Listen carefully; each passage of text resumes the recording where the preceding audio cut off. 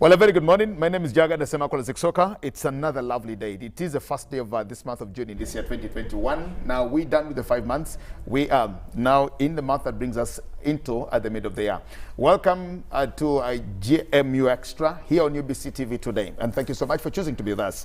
Now today we'll talk about issues. Now just know that this month of June has got a number of things that we're going to do. We have the Matters Day, but of course we also have the State of the Nation address before we get into the Budget Day next week. Now, this morning in studios, we're going to talk about a very interesting topic and a very interesting program here. And of course, I have guests in studios with me today. Madam Barbara, happy to have you here. Barbara is the head of marketing and communications from the Nssf. You're very welcome, Barbara. Thank you very much. A very good morning. Good morning. And together with Barbara is Mr. Richard Zulu, the team leader of Outbox Uganda. Karibu Zulu. Thank you for having me. Very good. I'm happy to have both of you. Now, we'll remember that on the 10th of May, the Nssf, in partnership with MasterCard Foundation, announced a 35 billion innovation program to support small and growing businesses over the next 5 years. Now, this, of course, has been here, and of course, it culminated into what they call the Nssf Innovator project. That is what we are going to discuss today. And of course, my guests in studios, I'll start with you, Barbara, for being in studios. To start with, what is that particular program, the Nssf Innovator program itself, and what should the public know about it? Okay. This is a program that is really geared at ensuring that there is innovation in the country, and it's targeted at small growing businesses. Because we noticed that there are several businesses out there, but most of them don't make it beyond 7 years. So this program is really to help spur their innovation juices and help escalate them to the next level.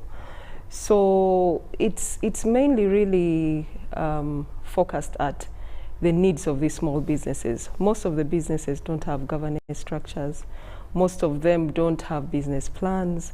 Most of them don't even have financing. So this program is going to help support them as they innovate. They have the supporting infrastructure to innovate.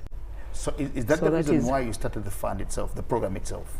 Yeah, really. The reason we started this fund is really, one, to support those businesses, and also two, to address the unemployment issues.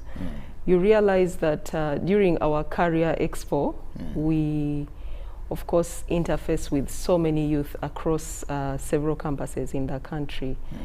And we realized that most of them actually were very uncertain of what the future could hold. They didn't know what to expect. And the reality is that not all of them would get jobs after campus. So they were lucky, those who were lucky would get jobs, but others wanted to venture into entrepreneurship. So we said, let's start this program so that we can help the youth, first of all, especially those who are interested in innovation, and give them a supporting framework and an ecosystem that they can tap into so that their businesses actually grow. That is one. The second thing, actually, like we said, we also realized that so many, and these are the statistics that are out there, so many businesses actually fail within 3 to 5 years. So, and if you delve deeper, and I've had quite a conversation with several small businesses, it's very interesting. Some of them fail just because of lack of financial management. I was talking to someone who said, okay, last year they're into value addition for meat products, but they were saying last year we made 600 million, but we failed to pay a loan of 25 million. You see, yeah? So if your revenue was 600 million, how can you fail to pay a loan of 25 million? That just shows you that they do not have the infrastructure in place to, first of all, register their collections, bank it, and then allocate this expenditure. And sometimes you might say we are making the revenue when actually you don't have a net what? A net profit. When you don't actually have the net profit, you're selling, you see the money coming in. But if you try to net it off and see what was the cost of what we spent, it's so we realize that businesses are failing not because people are innovative, people lack the innovation, but because people lack the ability to actually ensure that their businesses can grow, you know, and be scaled into bigger businesses that can have an impact in this country. So this program is specifically going to have really aimed at creating about 130,000 jobs. 130,000? Yes. Through, like, let's say the businesses that we think will qualify. We hope that they will actually be able to grow, scale, and create 130,000 jobs. We also see this initiative putting together an ecosystem, you know, of a support structure, business consultants, business incubation centers, financing partners, so that if you are a business, you're not standing alone. If you want business development advice, you have someone you can rely on, and that is especially the business incubation centers. And I know my colleague here, our partner, is going to talk about it. Because there are so many of these innovation hubs across the country, but we had not created a linkage for this. So someone could be, let's say, in Chikuvo, but they don't know that they can actually go to the business incubation hub and get support. Someone might want financing, but perhaps they're not in that kind of state where the banks can actually give them finance. So this innovation program is creating that ecosystem whereby the small businesses can be supported to access finance, to access business advice, to even access training. And we are actually hoping to train very many entrepreneurs through our Accelerator program. Okay. Yeah. Thank you very much, Barbara. Ndugu Richard Zulu coming here. First of all, you are the team leader of Outbox. Now, let's know what Outbox is, and to start with, how you come in this partnership with the Nssf for this particular project program. Okay. So Outbox is what you would call an innovation and entrepreneurship support organization. And a bigger part of our mandate is to ensure that the young people, the young entrepreneurs, have access to the business advisory support they need, have access to the funding they need, have access to a network of other like-minded entrepreneurs. So gone are the days where when you are starting something, you would walk alone. And the purpose of other organizations like Outbox is to ensure that you have access very quickly. You can very quickly build your business. You should not make the same mistakes others made. You should not reinvent the wheel in trying to build your networks. So with regards to this initiative, Outbox is what you would call the lead implementing partner. That means we implement. Because I very much wanted to know you come into the partnership of Nssf and MasterCard Foundation. Very good. So we come in to implement this program.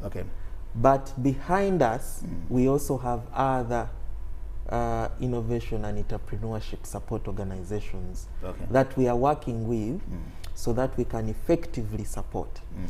So how do we expect this to be implemented then? So the structure is in such a way that each year we want to support up to 100 businesses, giving them business support services, giving them market linkages, giving them some funding, giving them access to networks, right? So the way it's going to happen is that we have identified up to 7 other innovation and entrepreneurship support organizations that we are working with across the country to support in that. So some of them include universities like Makerere University Business School, Makerere Innovation and Incubation Center, Muni University. They include private sector like Shona, Impact. We also have actually UCU Mbale Innovation Hub. And we are working with all these across the country to ensure, and Stambik, by the way, private sector also includes Stambik. So Stambik Business Incubator is another partner. So we are working with all these across the nation to ensure that as an entrepreneur, you could walk up to the closest incubator or innovation entrepreneurship support organization and request to participate in the High Innovator initiative. But how then will the implementation happen? So the implementation is, let me walk you through the journey. Let's imagine you're a young person and you want to participate. So you have to go and express interest on our website on www.nssfug.org/hi-innovator. Now, once you express interest, you are automatically matched to one of our partners. Hi Innovator is about relationship building. You should not wait to the end of the deadline for you to apply. Why? Because once you apply, you go through what we call the pre-accelerator. Now, the pre-accelerator is an online self-directed entrepreneurship course that is meant to help you address some of the gaps that you might have in your business. It will help you learn how to set up your financial statements. It will help you learn how to think competitively. At the end of it all, there are 8 modules in there to help you address the gaps in your business. At the end of it all, you have what we call a business plan. Then after that, you go through a due diligence process with your partner hub to ensure that what you have actually put is actually correct. Then you're invited to the next phase called the accelerator. Now, the accelerator is now where we go deep. If you're selected, because once you're invited, you complete your application, then you undergo a selection process. So if you're one of the 100 that we are seeking, you then qualify for 6 months of support in terms of mentorship, business support services, market linkages, funding for your business. And in those 6 months, we're helping you to become ready for scale up, ready for finance, ready to grow. At the end of the chain, we have a network of financing institutions and investors that we are building. Okay, so we're working with Equity, we're working with Stanbic Bank, we're working with ABI Finance to ensure that you qualify for various forms of investment at the end of it all. It could be debt, it could be private equity, it could be more seed funding. Okay. So if you're a young person, anyone can do the pre-accelerator. All it takes is you're either interested in starting a business or you're running a business. But for the next phase of the accelerator, you have to be registered as a business, meaning you've been operational for the last 2 years. You must be doing agribusiness. So in every call, we are doing one sector at a time. Okay. But it doesn't mean we won't do other sectors. So right now we are doing agribusiness. That's very important. Largely those in value addition. So you should be there. And your team, you should be at least 2 founders. And you must have completed the pre-accelerator. And of course, you must be compliant. How long does the pre-accelerator take? The pre-accelerator, it should take you, really depends on you. But it should take you no more than 2 weeks really to finish. Okay. But the key is that before 24th June, when we close, you must have finished that process. Well, it's just a very good discussion because I'm trying to look at a few things here and how you get to the accelerator bit of it and all the things. Maybe let me come to Barbara here. Barbara, let's talk about now eligibility of the accelerator phases in there, because he's really tried to explain to us and to show us the stages and steps on how to come in. But let's talk about the eligibility now of that particular one, the accelerator. Okay. First of all, you have to have a registered business. That means you have to have a trading certificate, Nssf registration, URA registration. That's the first thing. Secondly, your business has to be operational within Uganda. Okay. So you could either be a Ugandan or a non-Ugandan, but operating in Uganda. And then, of course, he has already mentioned the aspect of shareholding. It has to be more than one individual.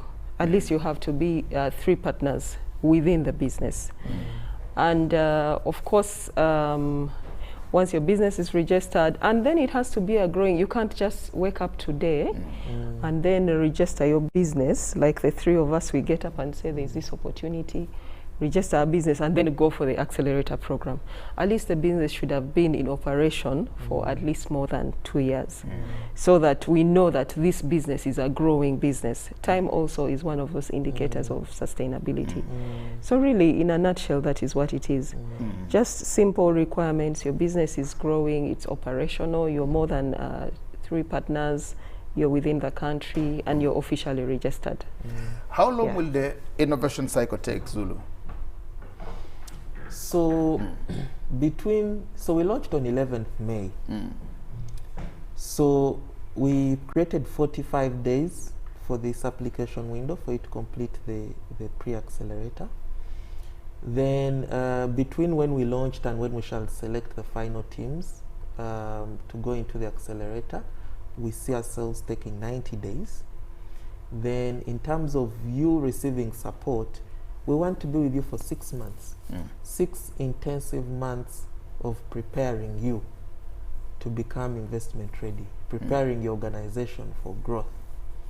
So that is really how long it will take in terms of support. But we're going to have multiple windows. And that's to say that if you're in the pre-accelerator and you don't make it into the accelerator, you still have an opportunity, because it's a 5-year initiative. 5 years of supporting small and growing businesses. Okay.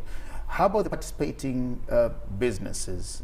Do they pay for the hubs that they do the work? What happens? Do the participating businesses, do they pay for the hubs where their services are offered to them? So the initiative, the pre-accelerator phase, it's free.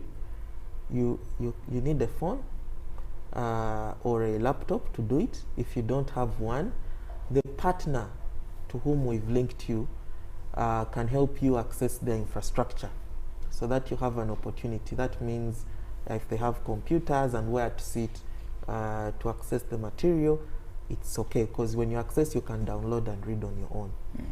But when you get into the accelerator, you have to pay for those services. You have to pay for the business support advisory. For instance, what do I mean? It's not like you're paying for school fees. No.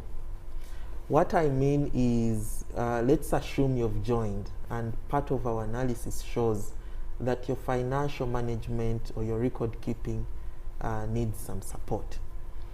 So we shall match you with some potential consultants. We call them business development service consultants, but in a nutshell, it's called shared services, who can help you organize those books, okay?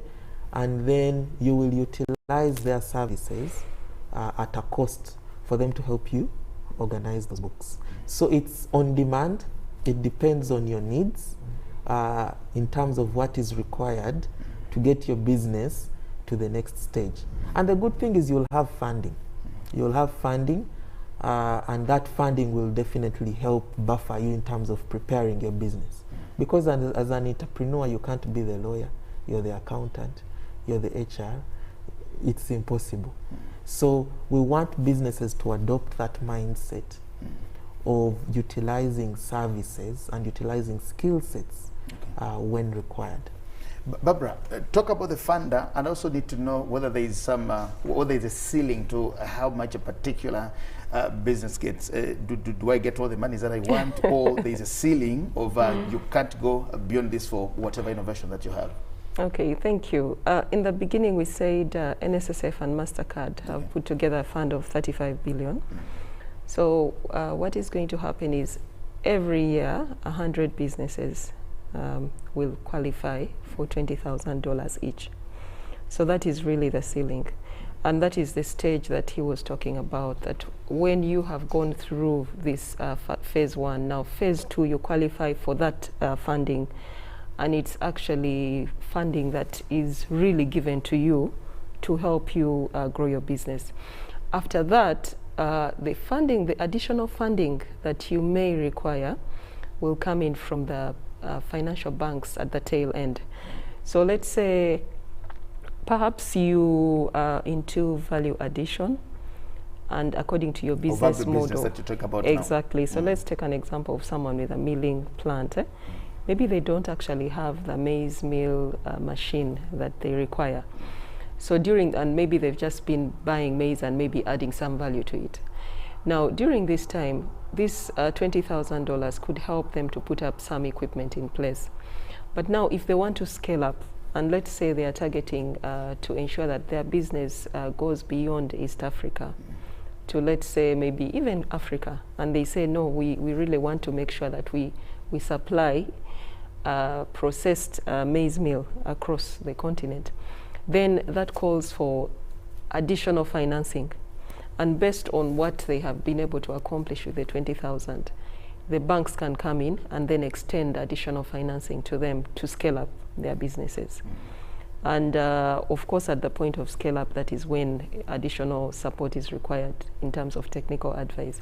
But this is it. First, when you qualify, if you make it to the top 100, you get the 20,000. In the event you need additional financing, that comes at a cost. If you're among the top 100? The 20,000. If you're among the top 100, the 20,000 is a given. Now, when you get to a point where you need additional financing, that financing comes in at with an interest rate, but the 20,000 is free financing, actually. It's not a revolving fund? No, you don't have to pay for it. It's given to you to support your business to grow by Nssf and MasterCard. Yeah. How rigorous is the process itself for somebody to merit? Just look at from when somebody gets into it and then to qualify. I am looking at what they need to inject in the process itself. Isn't it very rigorous? It is definitely a rigorous process. I'll touch on the first part, and then since he's our implementation partner, he'll speak about the actual criteria. But really what happens is, for now, it's open to everyone. All you need to do is just log on to www.nssfug.org/hi-innovator, get onto online, enroll for the course, and then when you are successful, that is part of the selection process. At that point, after you're enrolling for the course, we begin to select people. There is also a phase 2 where people are selected, and he will talk about how people are selected. Now, so finally, when you make it, because like now, so far, quite a number have really enrolled, even more than the 100. The last time I looked, there were about 400 people. Like 400 businesses. Yes, 400 businesses. that had enrolled. 5,000 yes. people. And our target for this stage is 15,000. So we know that so many people come in for this first phase, but we have to sieve this number down and then pick out the cream, the top 100. Yeah, but thankfully, even phase 1 is not a waste. I've met a couple of people who are doing it and saying, even if I don't get the financing, this training alone has really changed my mindset towards my business. So even participating without qualifying for the financing isn't a loss. It just helps you to actually improve on your business skills, and your business could actually still even be maybe qualify later if you don't qualify for this. So let me ask Robert to. So when you look at the businesses we are looking for, we are looking for high growth potential business. High Innovator is all about creating jobs, work opportunities, of which 70% of these are towards women. So in terms of when you're assessing your business, you have to ask yourself, the market in which I am operating, can I grow in that market? Is there a demand for that? Which speaks really to your scalability aspect, the way you're thinking in terms of not like this, in terms of your business, but growing your business to create jobs. Okay? That's very important. The second is the sustainability. What do I mean? We are looking at whether your business has the potential to make money, to make revenue, to earn. You earn revenue, right? And you earn revenue where your cost of what you earn from selling the product is more than what you used to create the product. So you earn a margin. So very simply, we look at that, because we are not supporting NGOs, we are supporting businesses that can grow. And then the other is the impact, which I started with, your ability to create jobs. And we look at that in two ways. We look at it in your ability to create direct jobs, the people you hire directly, right? Or your ability to create what we call indirect jobs, those who have work as a result of your business. Let me give you an example. Let's assume I'm making gonja for packing, right?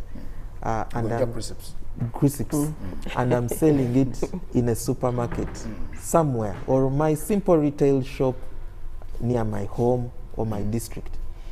If you look at the process, you buy those bananas from someone, right? Meaning the people who give you these bananas, for instance, you create work for them. The fact that they wake up to go and work expecting to sell to you is an indirect job. Then when you look at the distributors, for instance, who help you move your product, okay? Those are all jobs that you're supporting as a result of trying to get your product to someone. So that's how we look at the work, the work opportunities. Yeah. Well, we'll take a short break. We're continuing with the conversation of the NSS High Innovator program, which is a very interesting thing that we're getting into this morning with Barbara in studios and Mr. Zulu, the implementing agency of Outbox. It's called Outbox. Yes. Outbox. We'll take a break and return shortly. Don't go away. Live from UBC Studios in Kampala, this is Good Morning Uganda Extra.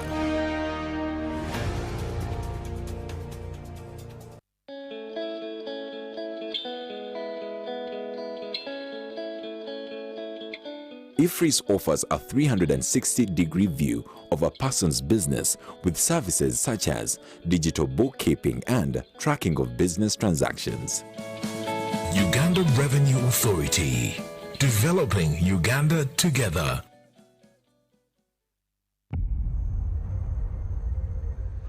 What does it mean to be closer together? It's taking the last bus home for a surprise visit. Closer together is strangers finding a connection.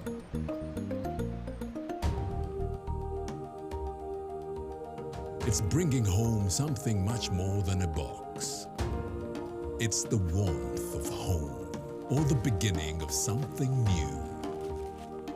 There's magic in sharing the things that we learn, because it's those things that bring us close together.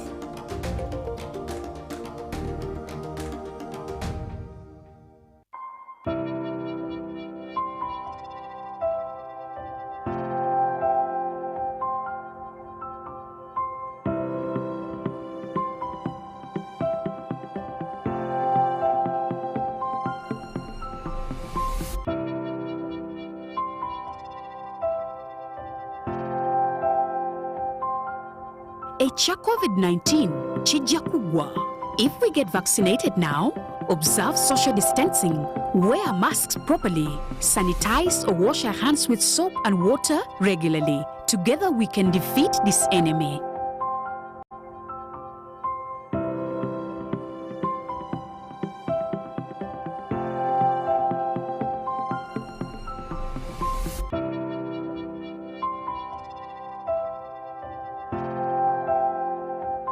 The Teacher Management Information System, TMIS, is one of the innovations the Ministry of Education and Sports has rolled out to have all teachers register online. This is in line with the spirit of the National Teacher Policy to professionalize the teaching profession and the Ministry's effort to collate teacher data in a single database for better teacher management. Join us as we host officials of the Ministry of Education and Sports to discuss the Teacher Management Information System.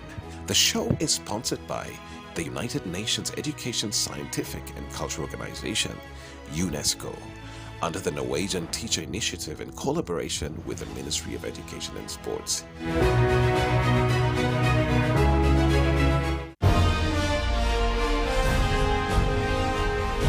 Live from UBC Studios in Kampala, this is Good Morning Uganda Extra.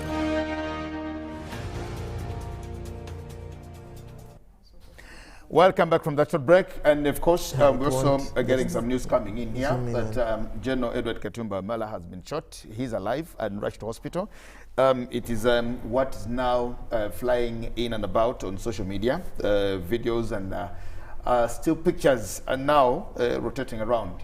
Somebody attempted to murder General Edward Katumba Mala in Chisasi, and these are the images that we're trying to look at. But thankfully to God, he's alive. He's alive, and we thank God for that. Well, live from that, Barbara, let's get back to studios. That's why at times it's bad to take breaks in programs, because when you take a break, you get some other news from elsewhere.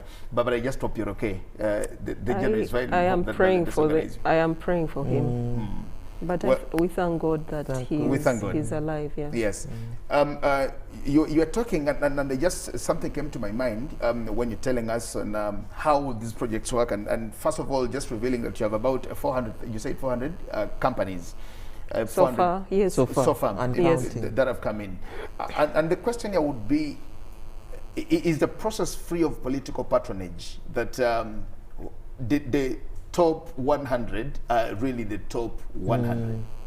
Yeah, very, very much. So, as you see, Outbox is the lead implementing partner, and for quite a long time, we've been doing this together with the young people, working with other partners. And what that means is we've established our credibility in terms of the processes that are undertaken. Now let me talk about the High Innovator initiative and why it's free of political influence. One is that as you're moving through the different stages, we have very many touch points in terms of how your application is reviewed for you to end up in the top 100. The first is the hubs.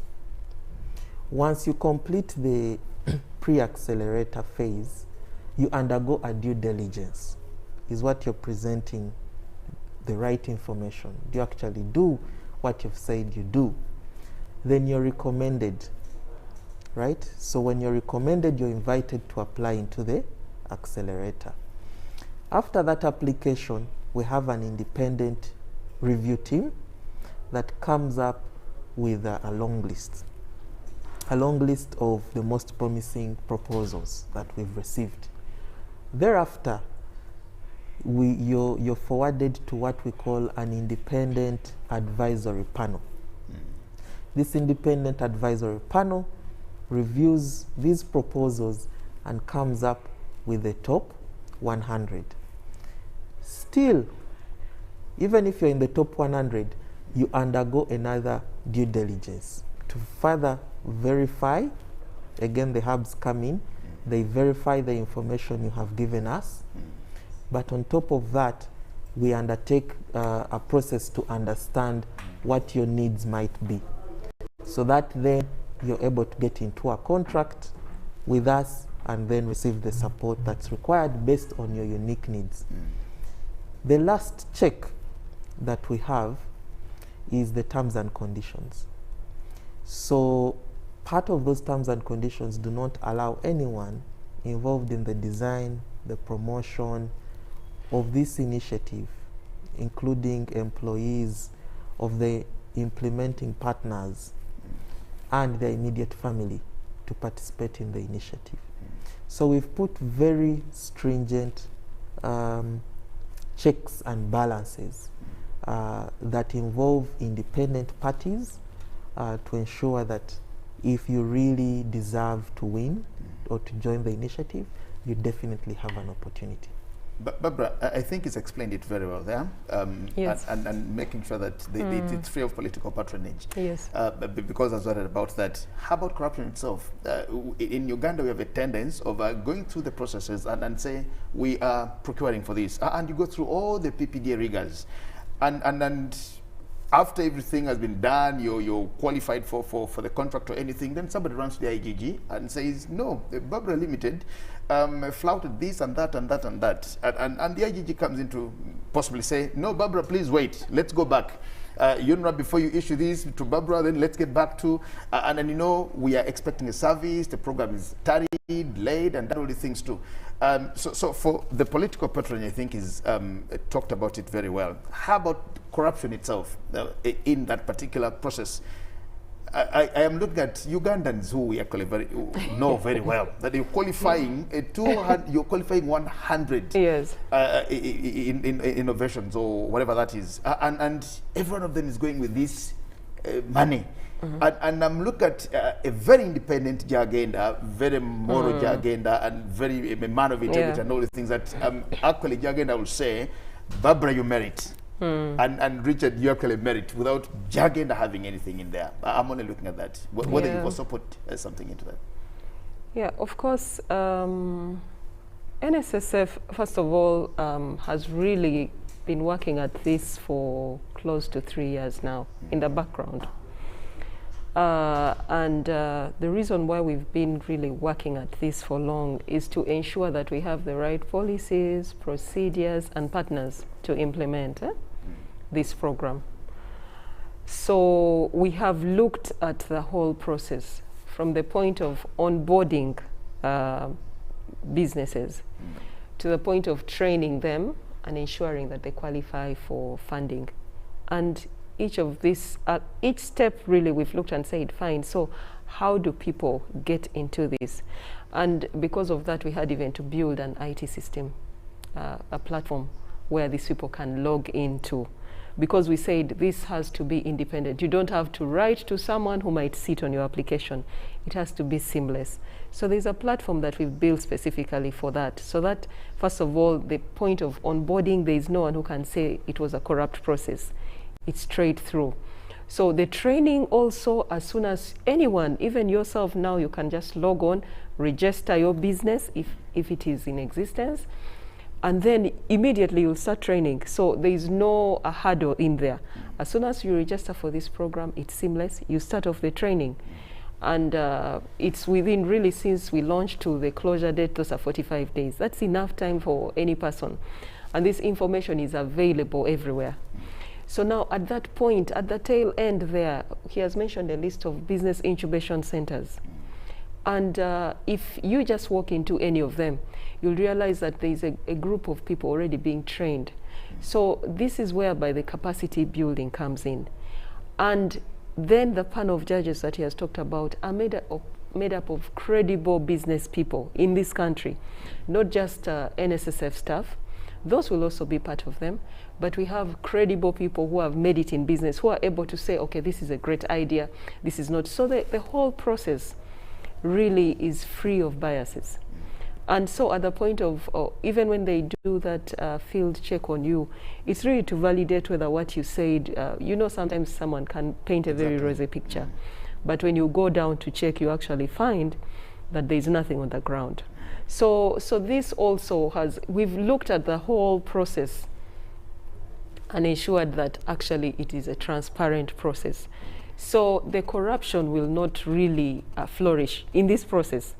Because if it is the fund being corrupt, we've already looked at that. The financing is there, we are transparent about it.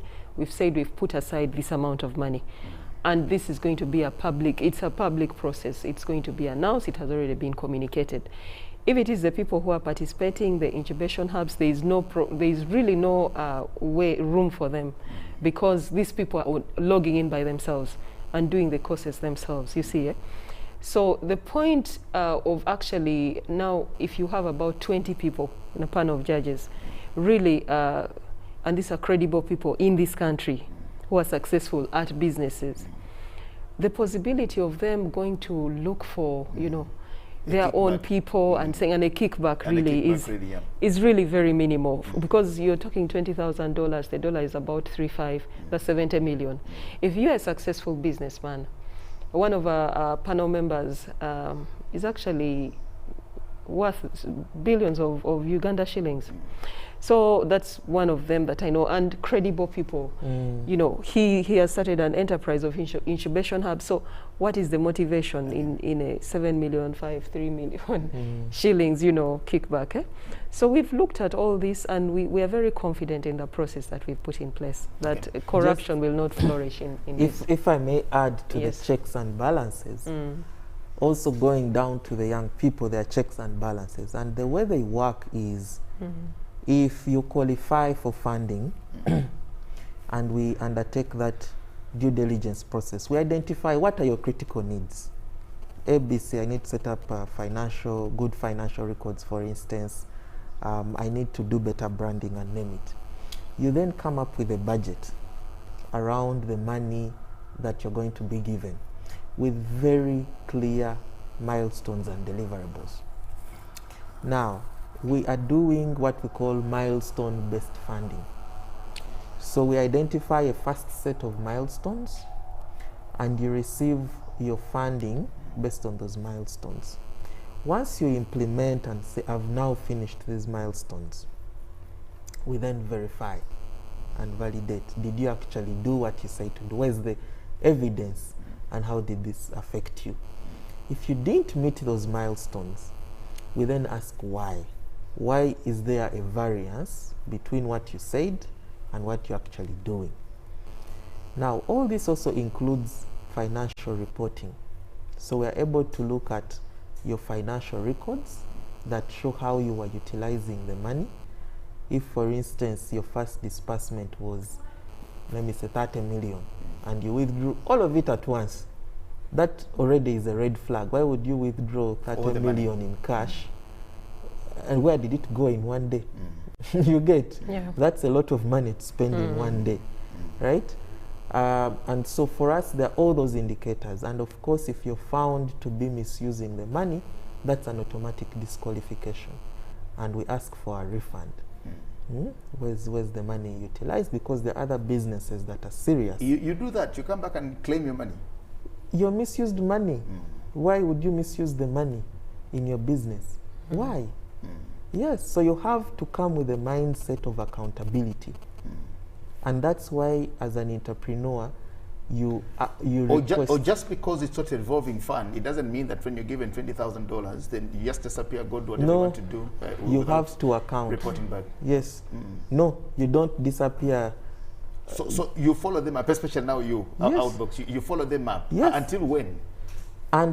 So now the journey is, it's not just about the 6 months. Even beyond the 6 months, even if we are not giving you funding after the 6 months, we also follow up in terms of how are you doing, how are you growing, what challenges are you undertaking, because under the High Innovator and the network we've built, there are other interventions that we can link you up to for you to benefit. They may not be with money, but they might help you address a problem in your business. So within the 6 months, we follow you up. We're with you. Like I said, it's about the relationship. We talk, we follow you up. Why are you having challenges? Here, why aren't you utilizing money? Why have you utilized more money than you're given? And things like that. Why are you not accounting? And things like that. So we try to ensure that you build the discipline. Running a business is about the discipline. And if we do not build that mindset of a discipline, then you definitely cannot grow a business. Away from the usual things that the usual requirements that for somebody to get through, like you explained, you have a company that is registered, it's been here, it has this, it has TIN numbers and all the things. Is there any other thing that you critically look to?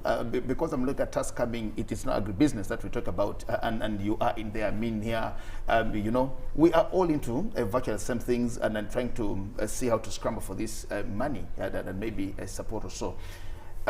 Looking at Uganda setting, for example, that we have a vision 2040. We now have the National Development Plan 3.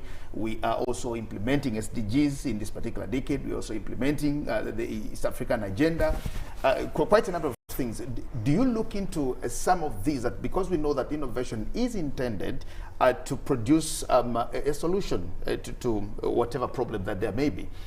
Do you look at this also and possibly away from the traditional requirements, totally looking and say that this particular innovation is actually maybe addressing this SDG or this particular objective of the National Development Plan? I'm just looking at it. All this is a preserve of the vetting committee or the big committee that they keep their cards themselves. They have the marking guide. So yours is to look into your examination paper to actually say you gave it a wrong attempt or a wrong approach or so. I just want to know from you, both of you actually. I can go first. The good thing is that the whole High Innovator program was developed with the SDGs in mind and NDP3 in mind, and it's actually part of what we look out for when we talk of impact. Trying to understand, for instance, the reason we select agribusiness with a focus on value addition, it's expected that, you know, over the next 5 years, agriculture can create up to 700,000 jobs, right? In this country? In this country, right? Uganda is estimated to create 500,000 jobs every year. That's the target under NDP3. And so when we look at the focus of NDP3, it's around growing agribusinesses, growing agro-processing, right? So that they can create those jobs. You won't get 700,000 jobs in agriculture, in agribusiness, if you do not invest in value addition. So that's one of the areas that we really look at. But the whole intervention around creating work opportunities. So if Uganda expects to create 500,000 jobs every year, how do we contribute to it? Of that, we want to create 132,000 over the next 5 years. So we are very aligned when it comes to addressing that. Barbara? Okay, thank you. I think he has done a very good job at responding to that question, but maybe just if we look at the SDGs, we'll see that there is the aspect of food security and economic growth. Now, for this specific phase where we are focusing on agriculture and businesses that are adding value to agriculture, or even that have IT interventions. For example, someone could say, okay, well, my business is just about helping farmers to network and link up. That's also something that could qualify. But when you look at agriculture, it's really one of the key core economic activities in this country. So by supporting that, we are going to spur economic growth. So by touching on like the SDG on food security, you know, like, and then it also taps into economic growth. And so we know for sure that most people will say, I cannot scale up because I don't have money. You know, that is one of the critical success factors for any business. So, and that is why we are saying, if we can avail this financing to businesses that are authentic, they will be able to scale up. And as they scale up, they will grow. And as they grow, the economy will grow. And so when the economy grows, more people are employed, and we are all happier. Nssf also will have more members to enroll, you see, and possibly more companies to invest in, you know, because these companies could possibly grow and register on the Securities Exchange. And then we can actually buy shares. And so we think that it's a big thing. It is starting small, and I think, but for us at the fund, we see that it's going to be very impactful in the long run, because we think that even if one of these businesses picks up and becomes a global, it could be a global business, a global brand, you know, that is going to be a very big impact in terms of where our country will be. I've seen brands come in here and start in Uganda and actually grow. Actually, I heard that Celtel was one of those companies. So it's possible for someone to start in Uganda and spread across the region. And if we help Ugandans to get this mindset of we can do it, we can be that global business, then our country will actually improve in terms of economic growth. So that is really how we are looking at it. It's linked into the SDGs as well. Very important. Just before I close down, Richard, how secure is the entrepreneur's information delved to you for this particular program? So the information provided by the entrepreneur is definitely protected under the data laws, the Data Protection and Privacy Act of Uganda. But just so, without going into legalese, in short, all implementing partners are under obligation to hold your data as securely as possible. Okay. So you should not expect any data leaks, any misuse of your information, as we tend to see on various forums. Okay. The goal is to ensure that this information is used and only used to help us understand who you are, understand your business, and grow it from there. Okay. So we don't give out information. We don't give out information without the consent of the entrepreneur. Okay. So for instance, if we are to make an introduction to another partner about your business, Somebody has to consent. you have to consent. Okay. And we actually work with you to say, how do we package Okay. what we have on you for this partner. Your final appeal to the people. My final appeal to the young people, mostly, most especially women, is to use this opportunity. One of the things we've seen from I've been doing this for over 10 years. And one of the challenges I've seen with our young people is the mindset. The mindset in terms of, can I do it? That lack of hope, that lack of optimism. And it's to let them know that this program is actually as transparent, and we are very serious about creating these work opportunities. The second aspect around mindset is to please share this within your networks.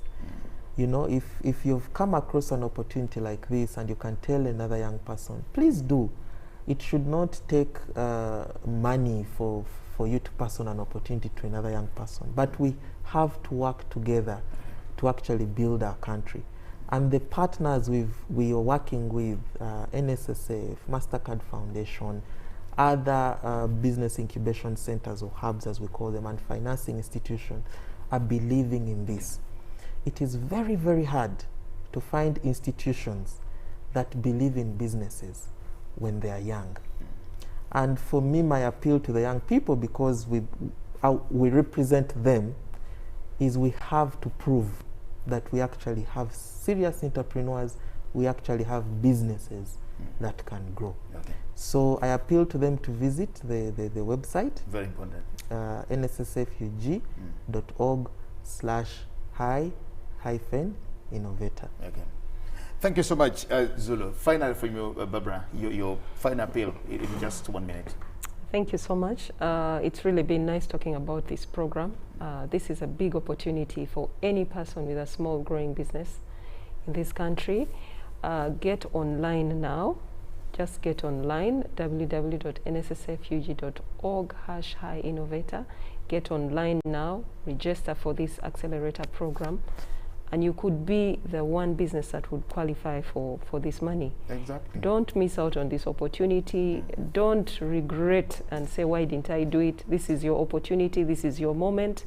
There is no other moment. I know there will be other opportunities, but don't procrastinate. Just get online, register, start the program, and do something about your life. Okay. If you want to do something about your business, now is the time to do something about it. Well, thank you so much, viewers. Barbara Olimi is the head of marketing and communications from the Nssf, and Mr. Richard Zulu is a team leader for Outbox Uganda, the implementing partner of the High Innovator that we've just been talking about here.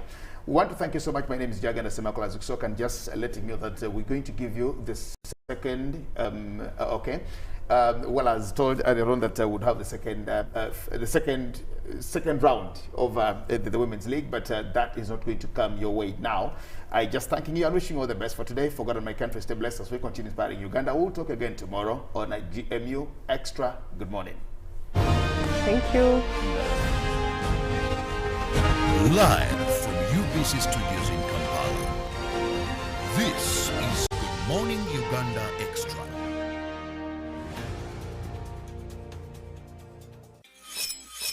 We've cut and reduced our MTN Momo withdrawal rates. Now you can withdraw mobile money at the lowest rates. You also get MTN Central Points when you deposit, send, and withdraw MTN Mobile Money. Visit our Momo agents countrywide and withdraw mobile money at our reduced rates from 1st May 2021.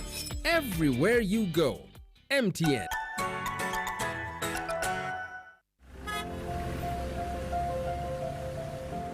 Kapo, you seem to be in a hurry. Where are you going to? I'm gonna pay URA visit. But you can access URA online. Why pay a visit? To know more about the Kakasa business solutions, namely digital tracking solution, the voluntary disclosure program and electronic fiscal receipting and invoicing solution, which have turned my business around. You know I need to be on top of my game to protect my empire. If you know, you know. I too need to know what Kapo knows. Kakasa. Be sure you are in charge of your business. Uganda Revenue Authority, developing Uganda together. What does it mean to be